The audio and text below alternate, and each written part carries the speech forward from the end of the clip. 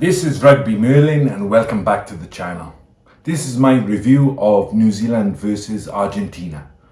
So early on the Pumas pushed the pace and test the New Zealand defence, but the New Zealand defence is pretty resolute, but it's 100 miles an hour, so you're thinking at this point which team is going to crack first, and actually neither side does, and it kind of settles down a little bit more into conventional kind of game plan. A lot of kicking from Bodie, which they actually missed in the second half, but a lot of possession for New Zealand.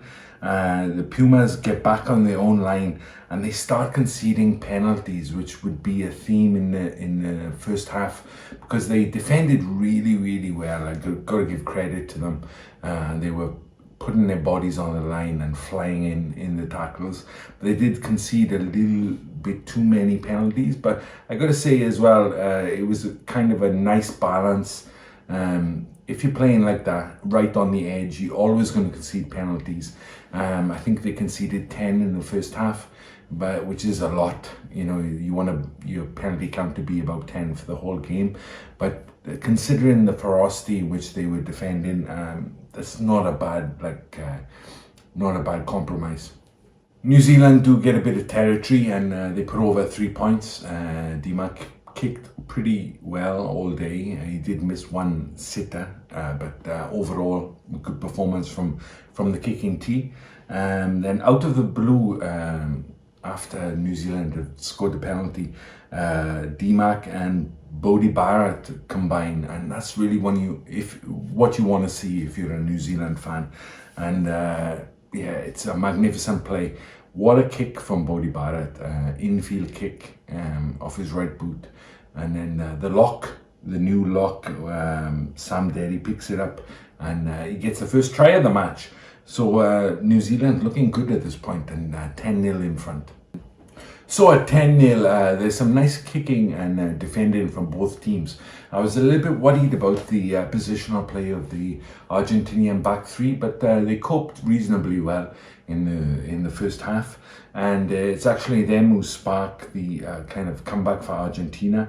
The Pumas, Carreras, who played really well at right on the line, and New Zealand not employing that rush defense, and he puts through the centre, I think it is, who takes a great line, feeds the outside backs, and eventually it's the number 15, Sintra, I think his name is, and he looks big, rangy, very fast, very powerful, and he gets over for a try. So a great response from the Pumas, and yeah, now it's 10-5. New Zealand in kind respond well, and they get a penalty over, and they further their lead 13-5. But at this point, I think the Argentinians are trying to bully the New Zealanders, which is not a bad tactic actually. They really taking them on physically and seeing how they cope with it. And New Zealand is a mixed bag. At times, for periods, they coped well, but other times they got overwhelmed. Yeah, so they're trying to bully them. And they get their penalty back, and it's 13-8 now, so it's very close at this point. So I think they wakes the forward pack up for New Zealand, and they really get stuck into the Argentinians. A lot of pick and goes, which is a classic, you know, if you're trying to get into the back, into the match and challenge the team physically.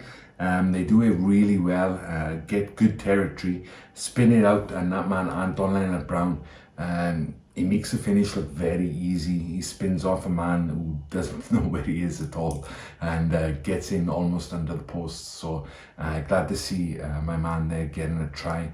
But it's kicked, and it's 28 now. So kind of looking like a different match. So just as it looks like New Zealand are going to take a big lead into the halftime whistle, and Argentina come back with a great try, a little bit of a fortunate bounce, but it falls to the winger. I think his name is Carreras too, and yeah, he's a little guy, but he got a lot of pace on him, and it falls into his hands, and he flies towards the line.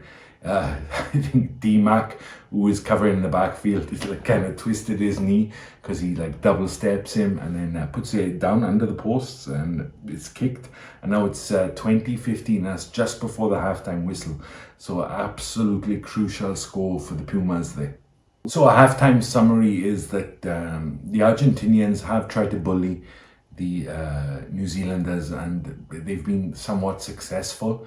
They've kept in the match when really, New Zealand had a lot of opportunities in that first half, but that's the way it goes. I think from Argentina's perspective, they need to keep doing what they're doing and reduce the penalty count. If they can do that in the second half, then in with a real shout. New Zealand really need to up the physicality because they can't let, particularly the tight five and the pack, they can't let themselves get bullied like they were. They had a good 10-minute spell when Anton Leonard-Brown scored, and they need to replicate that now for the full 40 in the second half, or at least 30 minutes of that. And they need a good kick up the arse, I think, from the coach. Argentina in with the shout now in the second half, so let's see how it goes. So straight off the bat, Argentina make a couple of errors, but they get back the ball, and I think it's Montero gets a key turnover, and Carreras pings it to the corner, get a line out, and simple stuff. They just drive over. It's a driving maul over the line for a good try, no question. And it's 22-20 now, so it's a real bottle test now for the New Zealanders. Do they have that grit and guts to kind of pull themselves out of the hole? Because it's looking like it's all Argentina at this point. New Zealand do get back into it, get some nice territory, and then D-Mac slots over another penalty. One of my favourite moments of the match, Blackadder, who's in the back row, he gets reviewed for getting his fill-ins almost knocked out by the Argentinian prop who's come on, who's the absolute beast. I don't know, and this Karen in the TMO box, you can tell by the tone of his voice, he's like really displeased with the referee, and it sounds like the ref is having an argument with his wife. It's awful, and the ref just wants to let the game go. And Angus Gardner, he had a pretty decent match overall, but what is that guy doing, interjecting, like, you know what I mean? And he's never played a game of rugby in his absolute life. But anyway, Gardner managed to diffuse the situation, gives a penalty, and nothing really comes of it. So I was glad about that. But what a Karen. Pumas do take the lead, and well deserved. But a great response again from the New Zealand side, and it comes from the pack. I mean, that's the source of everything when you play rugby. But they up the intensity, take the Argentinians on, and then Talia, the elusive man, he gets over. I don't know why he's so difficult to tackle. It's such a kind of anomaly. I think I'd love him to like coach later on and kind of teach people his secrets, because he's very hard to bring down, and that's at international level. So New Zealand regain the lead, and now it's 30-25. So have Argentina had the day, and New Zealand gonna kind of cruise home now. So Carreras does get another penalty, but after this my notes kind of dry up a little bit, because I was so intently watching the match. It was really dramatic, and a lot of substitutes come on. One of them, Setiti with the magical Barnet, and then Kerivi, the 96-year-old hooker for the Argentinians, the Pumas. And he ends up getting a try. I put it down here, he's 62 years old, but he's not that old. And he gets a try. Virtually all of his tries have been scored against New Zealand. This is crazy, but to see his reaction to the final whistle was kind of a special occasion. But Argentina proved that they're well and truly in this match. So it's 35-30, and that's the biggest score that Argentinians have had against New Zealand side ever, which I know New Zealanders don't like records to be broken. So yeah, that's a big deal. But they're not done yet. And they have a 30-meter rolling maul. And it seems like New Zealand are hanging on now by the skin of their teeth. They seem Argentina get another penalty. There seemed to be a lot of booing in the stadium from my commentary. I'm not sure who the booing was from. Maybe booing the New Zealand fans booing their own team, or I'm not sure. But it was while he was taking the kick, which is, if it was, it's very uncharacteristic. So let me know in the comments if you know what that was all about. But it's a bit of a strange situation. And there was a moment in this match that you knew kind of Argentina were going to get the win, and that was when Matera, his favorite boots that he's had since he was 17, they broke on the pitch, and he needed to get a new pair. And it was a few minutes or a couple of minutes kind of break, and you could see the Argentinians were in a huddle, every man in, you know what I mean, arms around each other's shoulders.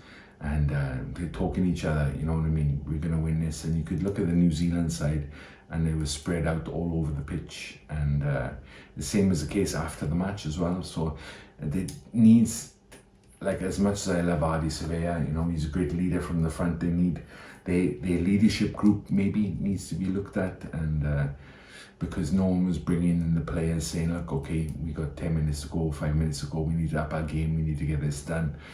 There was none of that. They were all left to their own devices, kind of thing, and it was in stark contrast to the Argentinians, who brought themselves in as a team and kind of pumped each other up, ready for the final hurrah. And they did get the win in the end, and a magnificent win is what it was, 38-30, I think the final score was.